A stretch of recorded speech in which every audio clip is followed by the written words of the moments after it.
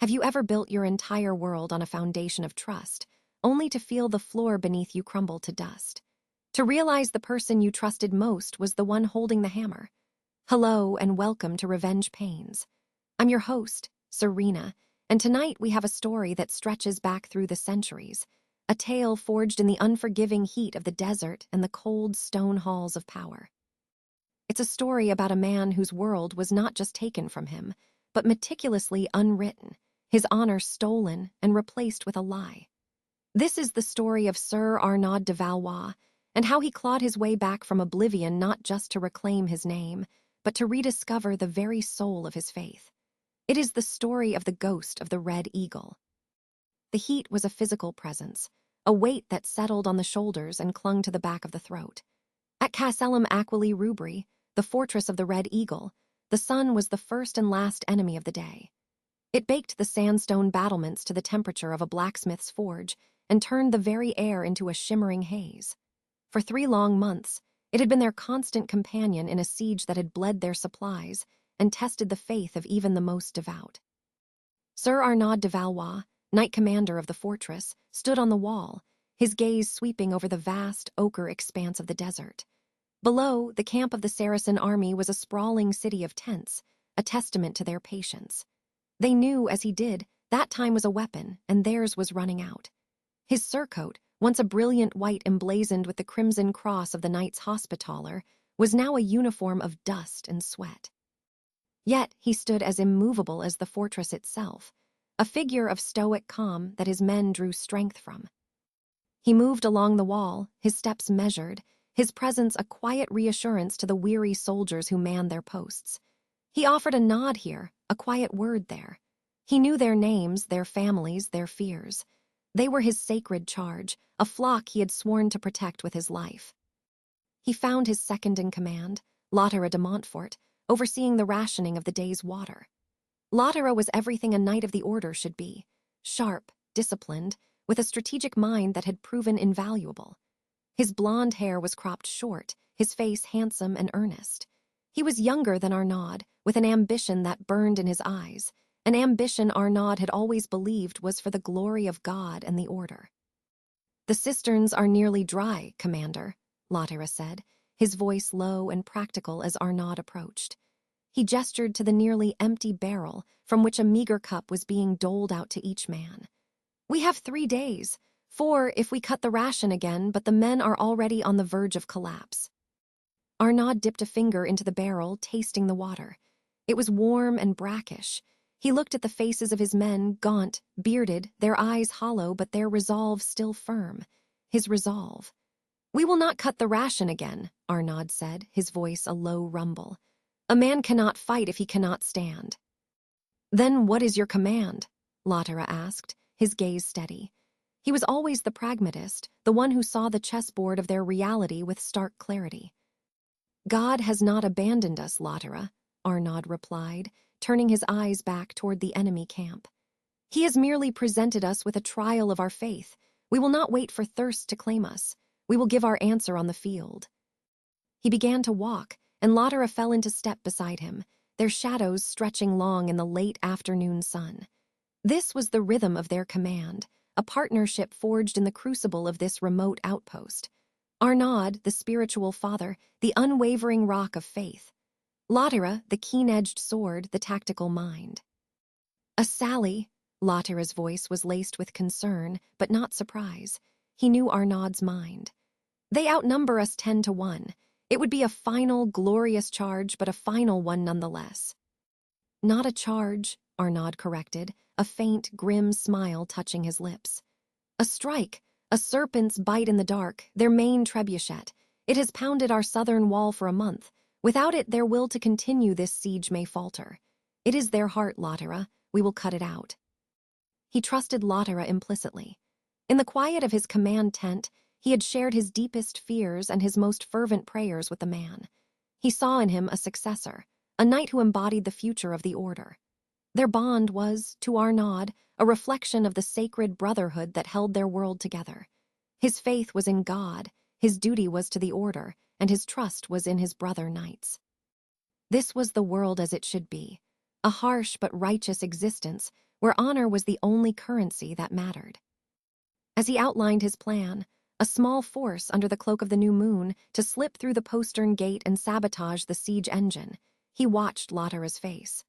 The younger knight listened intently, his blue eyes sharp, nodding, offering suggestions. He pointed out a potential weakness in the enemy's watch rotation, a blind spot they could exploit. His counsel was, as always, impeccable. "Your plan is bold, Arnaud," Latara said when he had finished. "It is inspired. It is a risk that only a man of true faith would take." Arnaud placed a hand on his second's shoulder. "It is a risk we will take together, brother, for the order." That night, as Arnaud prayed in his small, stone-walled chapel, he felt a profound sense of peace. The scent of incense and hot stone filled the small space. He was prepared for death. If this was to be his final act, it would be one of service, an honorable end to a life lived by the code. He was a knight of St. John, a servant of the poor and a defender of the faith. His life was not his own. He was secure in this knowledge, as secure as he was in the loyalty of the man who would be fighting at his side. He was at peace with his God, at peace with his duty, and certain in the bonds of brotherhood. The true danger, the serpent in his Eden, was the one who knelt beside him in silent, feigned prayer, his heart a cold void where honor had long since died. The desert night was unnervingly silent. The usual cacophony of the siege, the groaning of the trebuchet, the distant shouts of sentries, had fallen away, leaving only the whisper of the wind over the dunes. It was a perfect night for what was to come.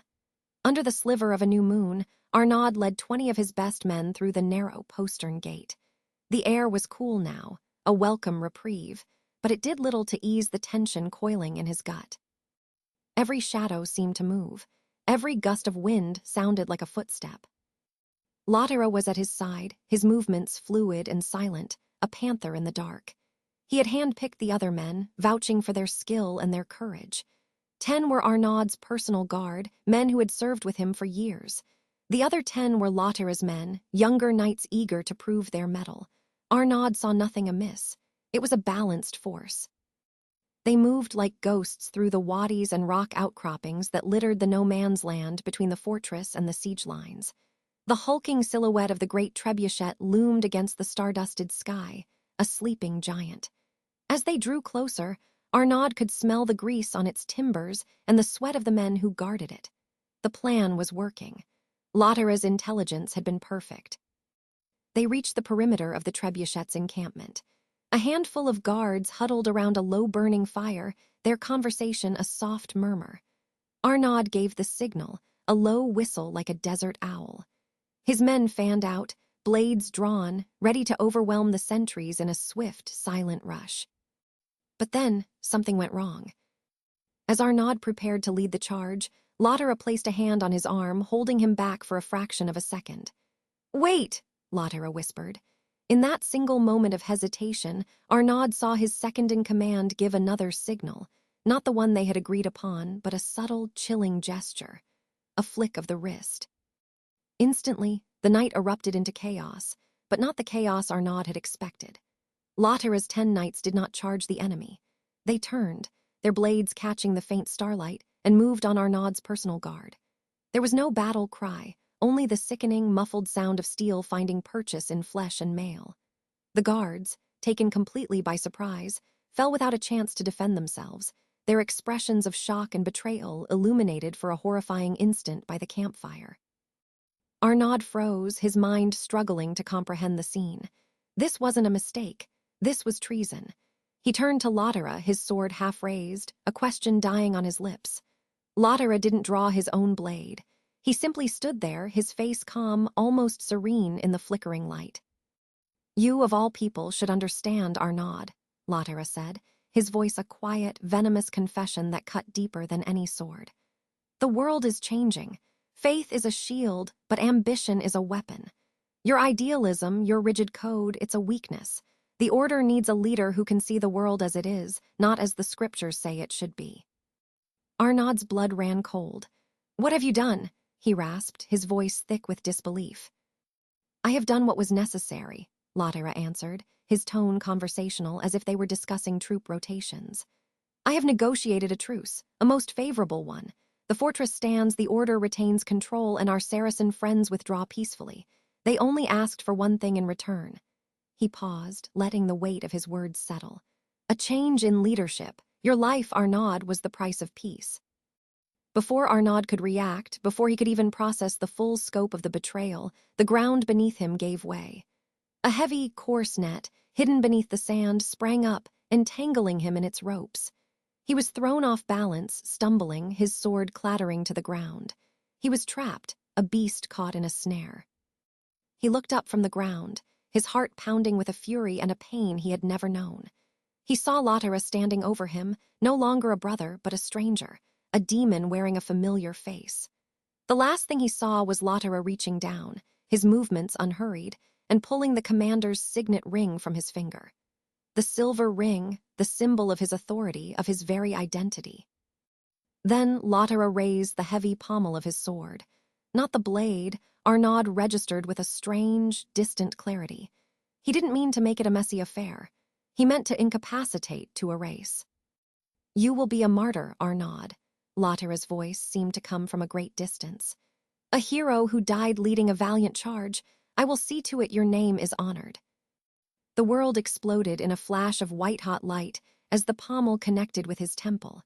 Then there was only darkness. He awoke hours later to the agonizing throb in his head and the first, gentle rays of the rising sun warming his face. He was alone. The net was gone. His armor, his surcoat, his identity, all stripped from him. He was left in nothing but his linen undertunic, a ghost left to be scoured away by the desert sun. In the distance, he could hear the faint, fading sounds of the departing siege army. Latera's truce. The fortress was safe. His men were safe, but he was dead. Sir Arnaud de Valois was a martyr. A wave of nausea and despair washed over him, so powerful it almost sent him back into unconsciousness. His entire world, his faith, his brotherhood, his honor, it had all been a lie. A carefully constructed stage upon which Latera had played his part. But as the sun climbed higher, baking the sand around him, a new feeling began to smolder in the ashes of his old life. Not just despair, not just pain. It was a cold, hard ember of resolve. He would not die here. He would not let the lie stand. Latera had made him a ghost, and a ghost he would be. He would haunt him. He would survive. He would find his way to crack Des Chevaliers, the great heart of the Hospitaller Order, and he would unmask the serpent who had poisoned their brotherhood. A new goal was born, not of faith or duty, but of the raw, searing need for justice. He would expose Latera, or he would die in the attempt. Now, this is where I have to pause for a moment. Can you even imagine the depth of that betrayal? This wasn't just a political move. It was a violation of a sacred trust.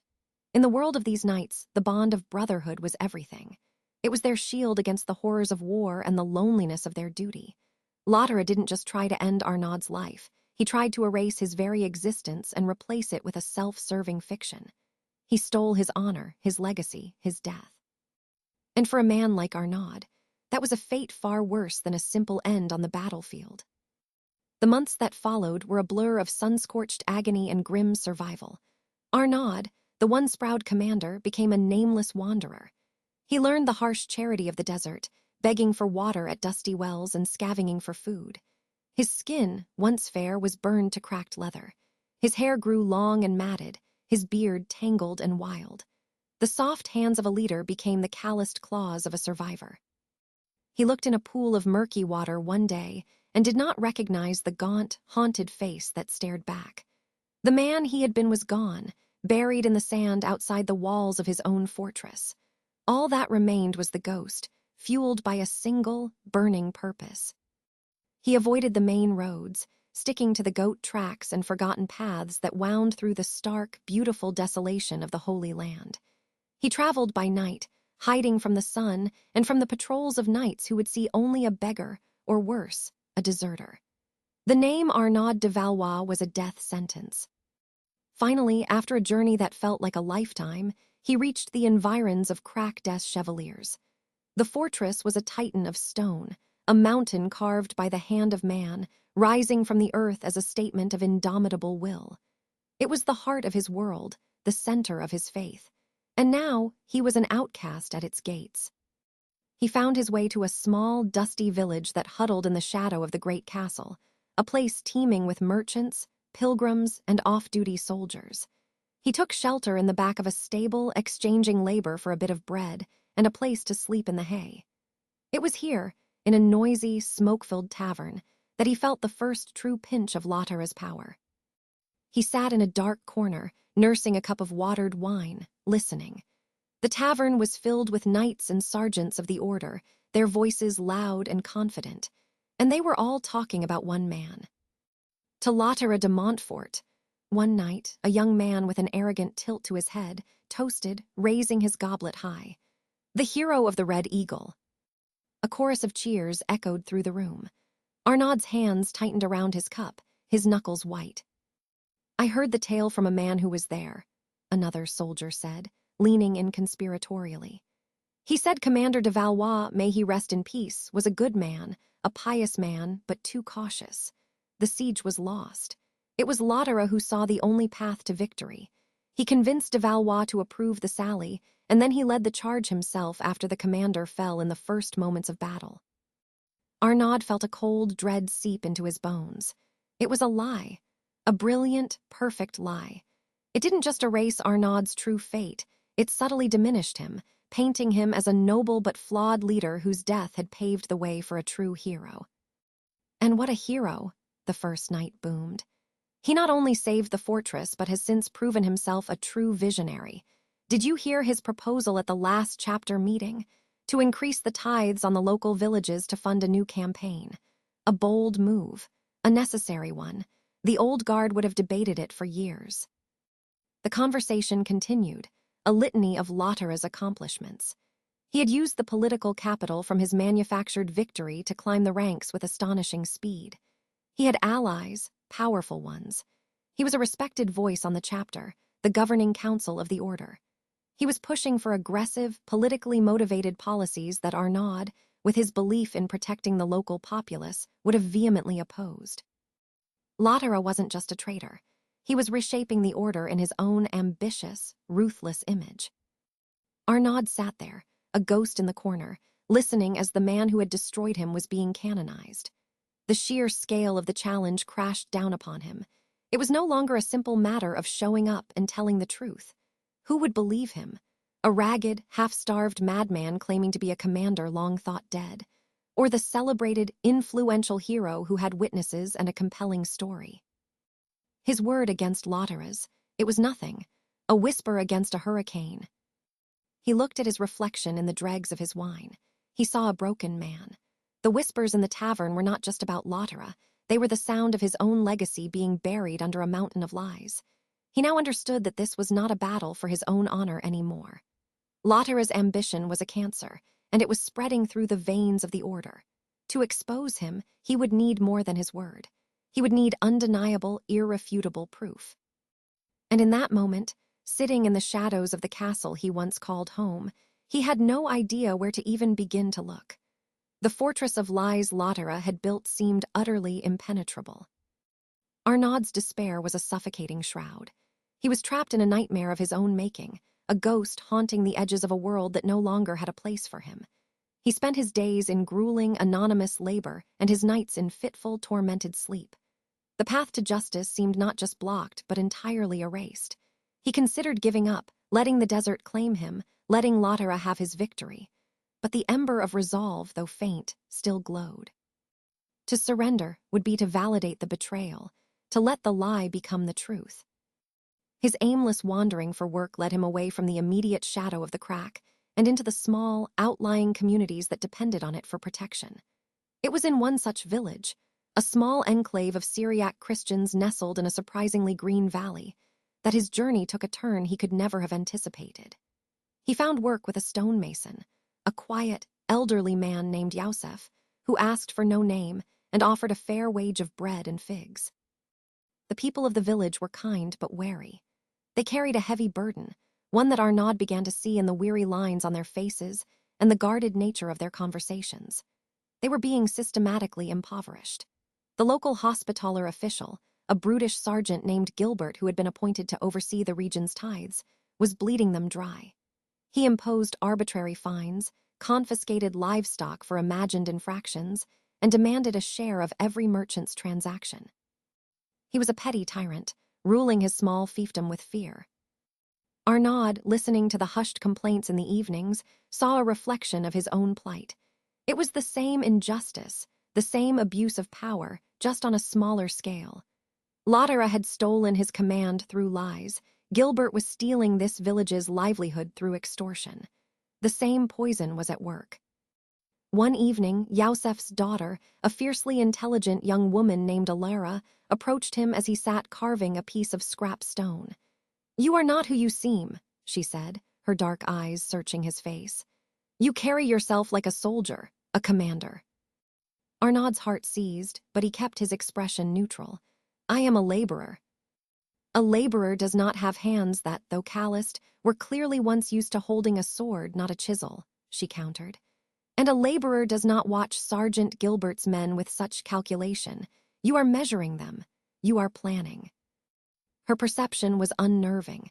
He saw in her the same fire that had once burned in him. He made a choice. He did not tell her his name, but he told her a part of his story, that he was a knight who had been wronged by a corrupt superior and was seeking justice. This cracked the shell of the village's mistrust. Alara brought him to the community's elders. He listened for hours as they recounted the litany of Gilbert's crimes. They were trapped. To protest was to risk punishment. To stay silent was to starve. Here, at his lowest point, something shifted inside Arnaud. He had been consumed by his own quest for vengeance, a singular, selfish need to reclaim what was his. But looking at these people, at their quiet dignity in the face of suffering, he felt a stirring of the man he used to be. The man who believed his vow was to protect the poor and the weak. Honor, he started to realize, wasn't a title to be reclaimed. It was an action to be performed here and now. His focus changed. He moved from reacting to his past to acting in the present. He put aside his own pain and began to use the skills the Order had given him for a new purpose. "We cannot fight him with swords," Arnaud told the elders, his voice filled with a conviction he hadn't felt in months. "We will fight him with his own weapons, ink and paper. We will use the Order's laws against him." He became their strategist. He taught them how to organize, how to gather evidence. He interviewed merchants who had been extorted, meticulously documenting dates, amounts, and threats. He had farmers recount every animal taken, every bushel of grain confiscated. He worked with Alara, whose literacy was a rare gift, to compile a detailed ledger of Gilbert's thefts, cross-referencing it with the official tithe records they managed to copy through a sympathetic clerk. They created a fortress of facts, a paper trail of corruption. It was in this meticulous work, hidden in a dusty scroll of payment authorizations from the regional commandery, that he found it. The first chink in Latera's armor. It was a small entry, easily overlooked. A clandestine payment, authorized for a large quantity of grain to be delivered to the Saracen army that had been besieging the Red Eagle. The date was 2 days before the sally, and the authorization's signature at the bottom, a crisp, arrogant flourish he would recognize anywhere, was Latera's. Arnaud stared at the parchment, his heart hammering in his chest. This was it. This wasn't just proof of Gilbert's corruption, it was proof of Latera's treason. He had been supplying the enemy. The negotiated truce wasn't a brilliant act of diplomacy, it was a prearranged deal. The betrayal was even deeper and colder than he had imagined. This discovery changed everything. His goal was no longer simply to restore his own name. That felt small now, insignificant. His new purpose was larger, purer. He had to expose Latera not as a betrayer of one man, but as a cancer poisoning the very soul of the Order. He wasn't just fighting for himself anymore. He was fighting for the people of this village, for his murdered guards, for the integrity of the vows he had sworn. He now had a plan, a new path forward. He would use the evidence against the petty tyrant Gilbert as a lever to bring down the great hero, Latera. He would not scream his truth into the wind. He would present a case, backed by evidence and law. His quest for vengeance was being reforged into a crusade for justice. He had found an unlikely alliance in this small village, and in helping them, he had begun to find himself again. It's moments like these that truly define a person's character, isn't it? When you're at your absolute lowest, when you've lost everything you thought defined you, your name, your rank, your purpose. It's so easy to be consumed by bitterness, to let the desire for revenge become the only thing that fuels you. But Arnaud, in that small village, found something else. He saw a bigger injustice and chose to fight it, even when his own battle seemed hopeless. That shift from a personal vendetta to a fight for others is the very heart of redemption. He wasn't just a ghost seeking vengeance anymore. He was becoming a knight again, in the truest sense of the word. Armed with his newfound purpose and the damning piece of evidence, Arnaud felt a flicker of hope for the first time in nearly a year. He couldn't risk revealing himself, not yet. The system was treacherous, but it was the only battlefield he had. He found a sympathetic intermediary, a low-ranking friar at the crack named Brother Mitchell, a man whose gentle soul was troubled by the growing arrogance he saw among some of the knights. Arnaud met him in secret, in the quiet solitude of an olive grove. He didn't tell Mitchell his true identity, presenting himself as a concerned pilgrim who had uncovered wrongdoing. He laid out the meticulously gathered evidence against Sergeant Gilbert, the forged ledgers, the testimony from the villagers, the clear pattern of extortion. He held back the single page with Lotter's signature, his trump card. He asked Mitchell to do one simple thing: formally submit the petition for an investigation to the local magistrate, as was any man's right under the order's law. Brother Mitchell, seeing the truth in the detailed records, agreed. He believed he was helping to correct a small, localized injustice. He had no idea he was pulling a thread that was attached to one of the most powerful men in the order.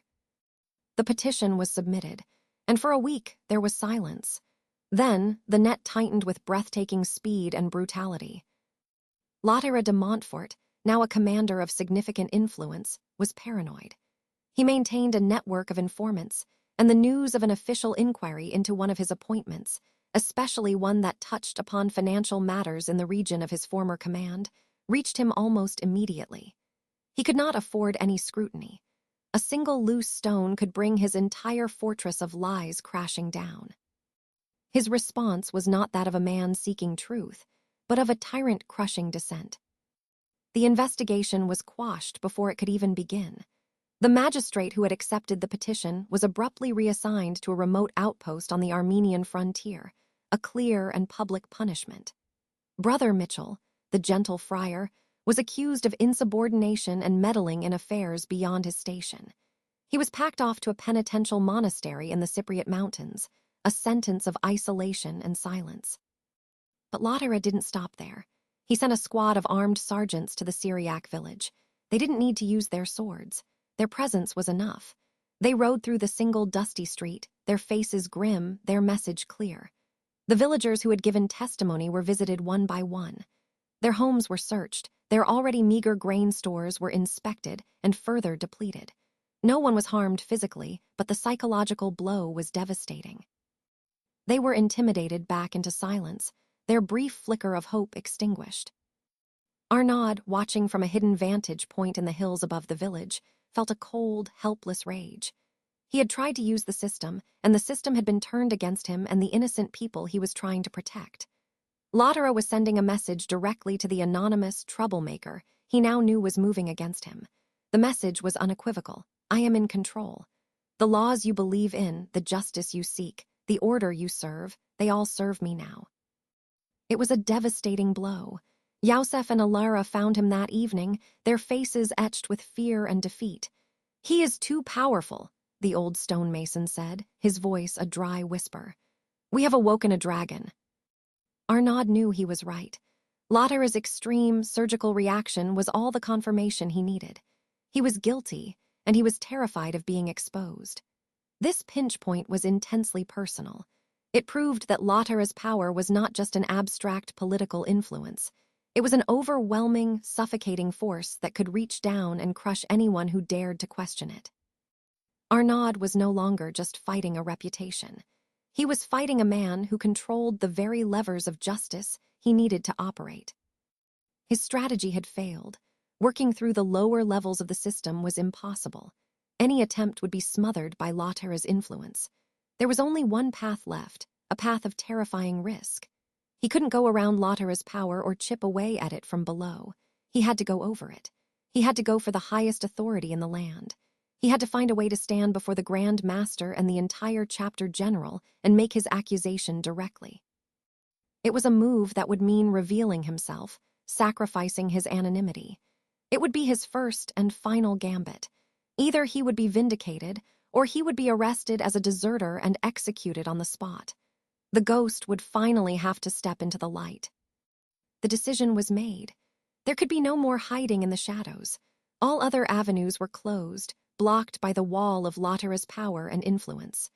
Arnaud knew he had only one chance, and it was a desperate one, a knight's gambit that wagered his very life on a single move. He had to get inside Crackdeath Chevaliers, not as a laborer or a ghost, but as an accuser. To do that, he needed an ally, someone on the inside who could breach the castle's formidable defenses. His mind sifted through the faces of the men he had known, dismissing most as either too loyal to the new power structure or too cautious to risk their own positions. But there was one man, Sergeant at Arms Bastian, a grizzled old warrior with a face like a worn leather map and eyes that missed nothing. Bastian had served Arnaud's father before serving Arnaud. He was a man of simple, unshakable loyalty, not to politics or ambition, but to the code.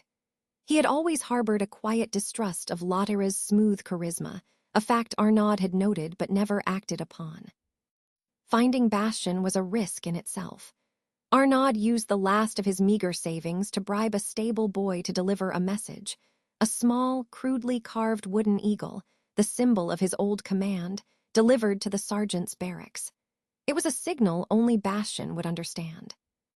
The meeting took place 2 nights later in a ruined shepherd's hut miles from the castle. The wind howled through the crumbling stone walls. Bastian arrived alone, his hand resting on the hilt of his sword, his expression grim. When he saw Arnaud step out of the shadows, the old soldier's iron composure cracked. His eyes widened, first in disbelief, then in a flood of recognition and dawning horror.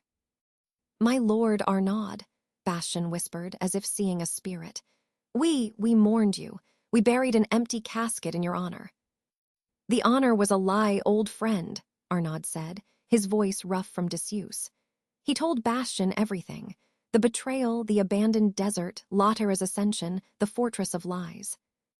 Bastian listened, his face hardening with every word. He had been present at the Red Eagle after the truce. He confirmed that Lotera's story had small inconsistencies, details that had bothered him at the time, but that he had dismissed. Lotera's strange haste in declaring Arnaud dead, his refusal to allow a proper search for the body, his immediate consolidation of power. It all clicked into place. "I knew it," Bastian growled, his hand clenching into a fist. "His ambition always had the smell of rot about it. What do you need of me?" Arnaud laid out his desperate plan. A chapter general, a rare council of the order's entire leadership, had been convened by the Grand Master to debate the new campaigns Lotera was championing. It was the only time all the key figures would be in one place. Arnaud had to get before them. "It is the point of no return," Arnaud said, his gaze locked on Bastian's. "Once I am seen within the walls, I will be recognized. I will be arrested as a deserter before I can ever speak. I need you to get me to the Grand Commander, unnoticed.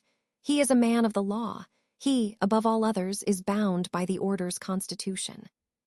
Bastian nodded slowly, the weight of the request settling upon him. He would be risking his own life and reputation. "It will be done," he said simply. The night before the chapter general was to convene, Bastian smuggled Arnaud into the castle through a series of forgotten service tunnels, cloaked in the humble robes of a visiting friar. The castle pulsed with energy, alive with the arrival of commanders from across the Holy Land. To be back within these walls, a stranger in his own home, was a unique form of torment for Arnaud. They reached the Grand Commander's private chambers.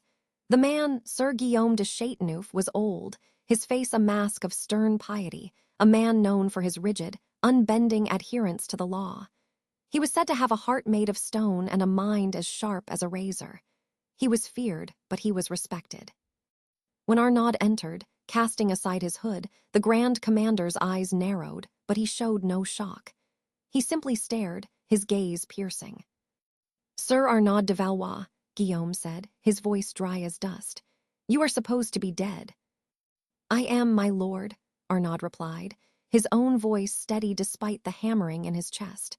I am a ghost with an accusation. This was the moment. He did not beg or plead. He did not appeal to emotion or past loyalty. He stood before the highest legal authority of his order and presented his case as the Constitution demanded. He made a formal accusation of treason against a brother knight. He laid out the events of the siege, the betrayal, the lies. He presented his one piece of physical evidence, the copied payment authorization bearing Lautera's signature for the grain delivery to the enemy. He named Bastian as a character witness who could attest to Lautera's suspicious behavior in the aftermath.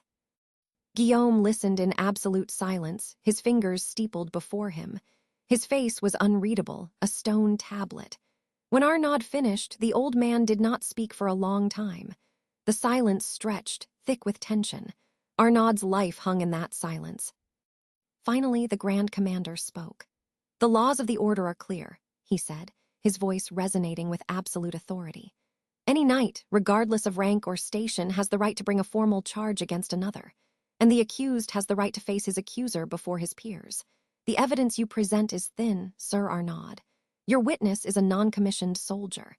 Your own testimony is that of a man we believe to be a deserter or a ghost, but the law is the law. He rose from his chair, a towering, imposing figure. You will have your hearing. Lautera de Montfort will be summoned to answer the charge of treason. You will both stand before the chapter general at midday tomorrow. He paused, his cold eyes boring into Arnaud. And may God have mercy on the one who is found to be lying. The final confrontation was set, not on a battlefield with swords and shields, but in the great chapter hall with words and laws. The ghost was about to have his day in court. The chapter hall of Crac des Chevaliers was a cavernous, awe-inspiring space. The vaulted stone ceiling soared into shadow, supported by massive pillars that seemed to grow from the very bedrock of the mountain.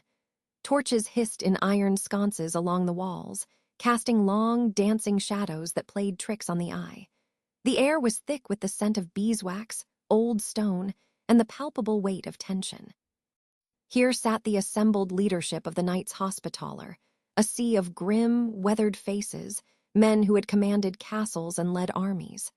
At their head, on a simple oaken throne, sat the Grand Master himself, his face a mask of stern neutrality. Arnaud stood in the center of the hall, alone. He had been given clean robes, and Bastian had brought him a razor. He was clean-shaven, but his face was gaunt, his eyes holding the haunted look of a man who had stared too long into the abyss. He was a stark, ascetic figure. Across from him stood Lautera de Montfort, and what a contrast he was. Clad in the immaculate white surcoat of a commander, his signet ring flashing in the torchlight, he was the very picture of confidence and righteous authority. He looked at Arnaud not with hatred, but with a kind of theatrical pity, the look one gives a poor, mad creature. The Grand Commander read the charge, treason against the order. Arnaud spoke first. His voice, though quiet, carried to every corner of the hall. It was steady, devoid of rage or passion. He simply told his story. He spoke of the siege, of the trust he had placed in his second, of the plan for the sally. He described the betrayal, the venomous confession in the dark, the blow that had sent him into oblivion. He presented the parchment, the authorization for the grain payment. When he was finished, a low murmur went through the hall, but it was a murmur of uncertainty, not conviction. Then Lautera began his defense, and it was a masterpiece. His voice, rich and powerful, filled the hall with indignant strength. He portrayed Arnaud as a noble but broken man, a commander who had cracked under the immense pressure of the siege. My brothers, Lautera began, his voice ringing with sincerity, it pains me to my very soul to stand here and hear these desperate fantasies. I loved Arnaud de Valois as a brother. I wept when he fell leading that brave, hopeless charge, a charge he insisted upon against my counsel in a moment of pious despair. He painted a vivid picture of the sally, twisting the facts with surgical precision. He claimed Arnaud's guard had been cut down by a Saracen ambush, and that he, Lautera, had barely managed to rally the survivors and fight his way back to the fortress. He claimed to have searched for Arnaud's body for hours, at great personal risk. "This man," he said, turning and pointing a dramatic finger at Arnaud, "is not the commander I knew. This is a ghost, yes, but a ghost created by cowardice and shame. He deserted his post. He faked his death. And he has returned now, months later, with these mad lies, driven by jealousy at the victory God granted us after his departure." Lotera's allies in the chapter stood to speak for him. They praised his leadership, his strategic brilliance, his devout nature. They called him the savior of the Red Eagle. The tide was turning, visibly. The parchment was dismissed as a clever forgery. It became one man's word against another's, and one of those men was a celebrated hero, while the other was a ragged specter with a wild tale. The Grand Master looked at Arnaud, his eyes filled with a heavy sadness. "Sir Arnaud, you have made a grave accusation, but your proof is wanting. Do you have anything more to say in your defense?"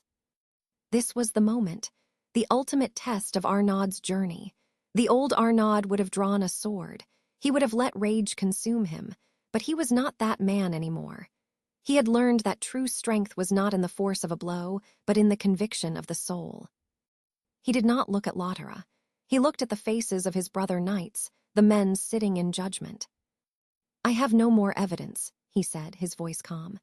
"I have only the truth, and I have a question for this chapter. What is the soul of our order? Is it victory at any cost? Is it ambition and political gain? Or is it the vow we all took? To protect the weak, to dispense justice, to live a life of honor even when it is hard? Look at this man," he said, finally gesturing towards Lotera. "He speaks of strength. But his actions against the people he is sworn to protect, his crushing of any who question him, is that the strength of a knight or the paranoia of a tyrant?" His words hung in the air, a challenge not to Lotera, but to the conscience of every man in the room. Lotera scoffed, a confident, dismissive sound. The ravings of a desperate man. "I have one final request, my Lord Grand Master," Arnaud said. "I wish to call a witness, not to the events of that night, but to the character of the man who now commands the Red Eagle." A stir went through the hall. Lotera's confident expression flickered with the first hint of uncertainty. "Call your witness," the Grand Master commanded. "I call Sir Malefer," Arnaud announced. The name dropped into the hall like a stone. Sir Malefer was one of Lotera's own men, one of the knights who had turned on Arnaud's guard that night. He was known to be a fiercely loyal member of Lotera's inner circle. From the back of the hall, Bastian, the old sergeant-at-arms, emerged, and with him was a pale, sweating knight who looked as if he were walking to his own execution. It was Malefer. The night before, Bastian had cornered the young knight, not with threats, but with a quiet appeal to the guilt that he knew had been eating away at the man's soul. Cornered, and seeing a chance at redemption, Malefer had confessed everything. As Malefer stepped into the center of the hall, Lotera's composure finally shattered. The mask of the pious hero dissolved, replaced by the raw, snarling face of the tyrant. "What is the meaning of this?" he roared, taking a step toward Malefer. "This man is a liar, he is a drunkard. Speak a word against me, Malefer, and I will see you rot in the deepest, darkest." He stopped, realizing his mistake.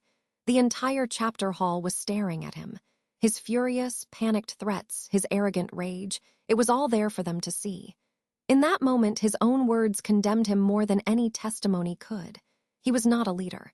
He was a bully, a man who ruled by fear.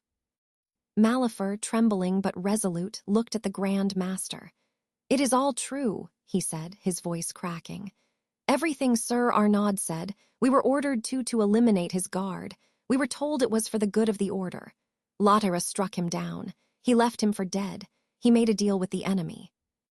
The confession, raw and undeniable, sealed Lotera's fate. The hero of the Red Eagle was a traitor and a fraud. The judgment was swift. Lotera de Montfort was stripped of his rank, his titles, his lands. He was not executed. He was sentenced to a life of penance in a remote, isolated monastery on a windswept island, a fate worse than death for a man so consumed by ambition. He would live out his days in silence and obscurity, a ghost of a different kind. Arnaud had won. His name was cleared, his honor restored. But there was no triumphant celebration. There was only the somber, heavy silence of a brotherhood forced to look at a deep, septic wound within itself. In the aftermath, in the quiet of his chambers, the Grand Master met with Arnaud. "Your old command at the Red Eagle is yours, Sir Arnaud. We need men like you." The old Arnaud would have accepted in a heartbeat, but his redemption had not been about reclaiming a title. It was about rediscovering a purpose. "Thank you, my lord," Arnaud said, his voice filled with a quiet peace he had not known for a very long time. "But I cannot go back. My place is no longer on the battlements." He thought of Yusuf and Alara, of the small village that had given him shelter when he had nothing. "I request a new post, a humbler one. Let me help administer justice for the local communities.